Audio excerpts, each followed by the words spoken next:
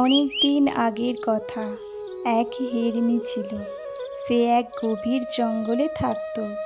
সকল হরিণদের মতোই সেও ঘাস খেত। ওই জঙ্গলটি চারিদিকে সবুজে সবুজে তাজা তাজা ঘাসে ভর্তি ছিল। হরিণটি কখনো উপোস থাকত না, কিন্তু ওর একটি খারাপ অভ্যাসও ছিল। যতটা ওর প্রয়োজন ততটা খাবার পর ও বাকি ঘাস নিয়ে খেলা করত, আর সেই ঘাস বরবাদ করত। ও অধিকাংশ সময় ঘাস ছিঁড়ে ফেলে দিত।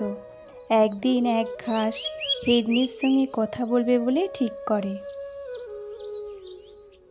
হিরিনি, শোনো, তোমার এই খারাপ অভ্যাস বন্ধ করো। হিরিনি ঘাসটির কাছে গিয়ে উপস্থিত হয় আর ঘাসটিকে বলে, কে বলছো? আমি বলছি ঘাস। এবার কি তুমি আমাকেও চিনতে পারছো না? তুমি কি করে কথা বলছো?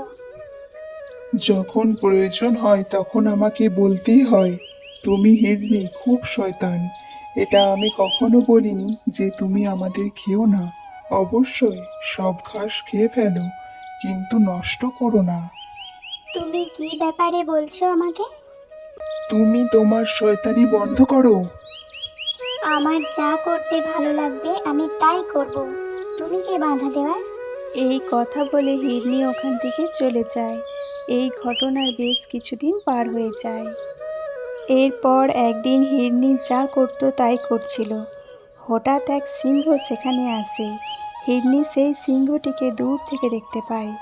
যেমনি হিরণী ওই সিংহটিকে দেখে, ওর পায়ের নিচ থেকে মাটি সরে যায়।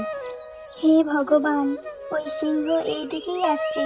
যদি আমায় দেখে ফেলে তাহলে আমায় মেরে ফেলবে। এখন আমি কি করব? হিরিনি, ওই সিংহ এই দিকেই আসছে।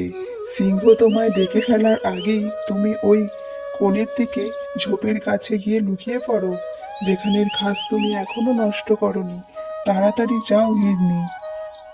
এরপর হরিণটি তাড়াতাড়ি গিয়ে ঝোপের আড়ালে লুকিয়ে পড়ে, আর সিংহটি কিছুক্ষণ এদিক ওদিক তাকিয়ে দেখে, তারপরে সেখান থেকে পালিয়ে যায়।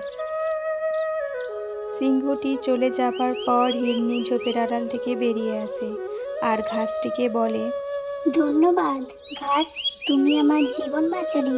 তুমি ঠিক বলেছিলে, আমাকে নিজের অভ্যাস বদলাতে হবে।